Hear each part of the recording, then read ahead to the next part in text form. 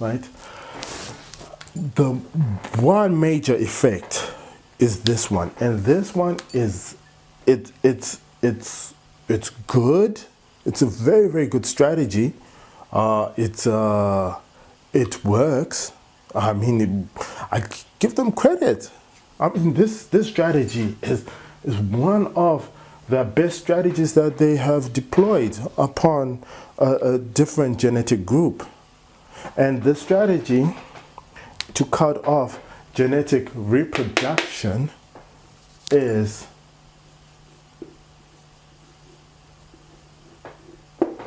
HIV. HIV is very, very, very, very, very, very, very deep in a sense. Understand this. This disease here, apparently, according to, lots of Americans love this word. I find them very funny because they don't know they're studying the past, not the actual moment. But anyways, lots of them love statistics. And according to statistics, they say that Africa has the highest HIV rate. Africa has the highest HIV rate, right? I like speaking to old people, and the oldest member in our family is my grandmother, beautiful woman. And do you know what she told me? She told me this one simple thing. She's like, before white people came, there was no HIV. Before white people came, there was no syphilis. Forgive for the spelling. Before white people came, there was no gonorrhea.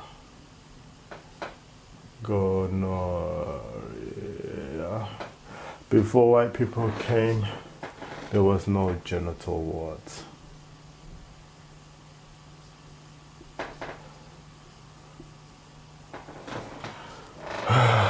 Before white people came, there were no such terms as STD.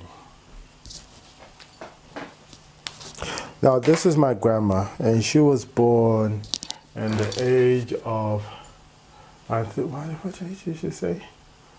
She said 19, you see, I forget now. I think she said between 1931. She was born in 1931 in the land of Zimbabwe.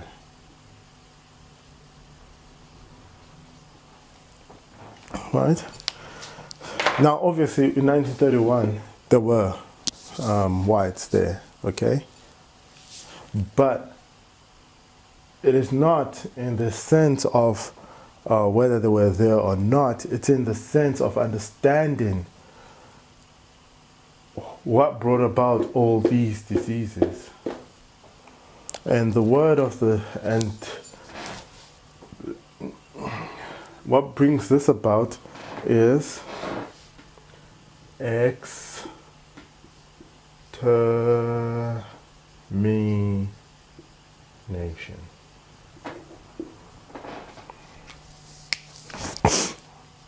Extermination.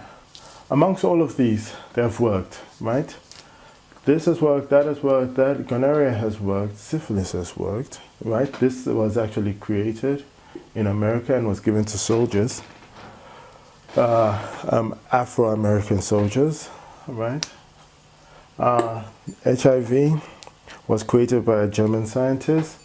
It's even got a patent number, funny enough, and it is still currently being injected into Africans, i.e. whites the highest in Africa, yet before the 1930s, none of these were ever found.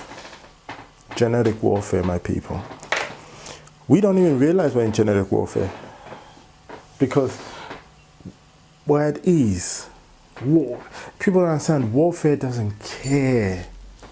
You know, people think warfare is always having your heart panic, you're always beating. No, warfare is when you're chilled at a table and one consciousness is fighting against another consciousness.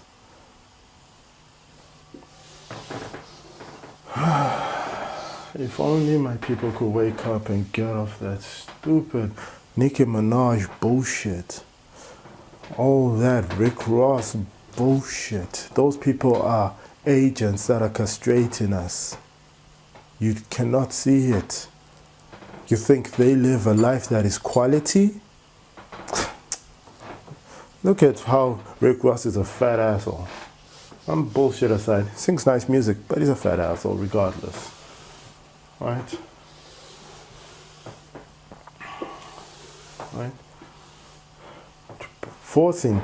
You see, oh gosh, you see, now you've got me going, and now I'm on a rampage, and now I'm gonna explain this.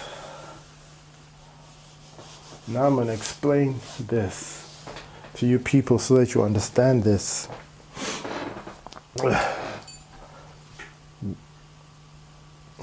When you understand how the media works and how it's manipulative, if you understand how the mind works, just the mind, just understanding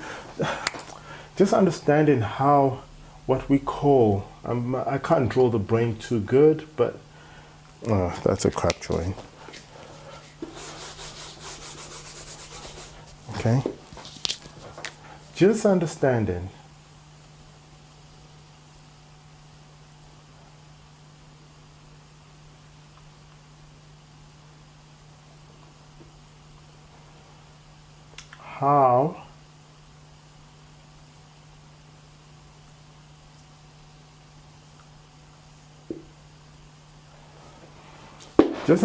how the brain works, right? When you understand how this works, the brain, trust me, no one will hack into your system ever. Understand a brain. A brain is just a biological computer. It's a computer, right? Imagine the way you have a computer, and the computer has a printer, has a hard drive, has a mouse, has a scanning machine attached to it. That's how our brain is. It's a computer that has arms attached to it, that has feelings attached to it, that has legs attached to it, kidneys attached to it, heart attached to it, all these things attached to it. If you want to hack into a computer, right, you have to understand basic binary code. You have to understand all the languages as you climb up the ladder. Now, if you want to defend a computer, you have to be a good hacker. You cannot be a good hacker and not be a good defender. They work on polar opposites. Now, if you understand your brain is a computer, how does someone program your computer? They don't program by your nose, because we haven't really understood the intricate details of controlling a mind through the nose. They can't control it to our taste buds, because the only way we can control a taste bud is by, obviously there are false chemicals out there, yes, but it's not as effective. The most effective strategies they have developed for manipulating and hijacking the brain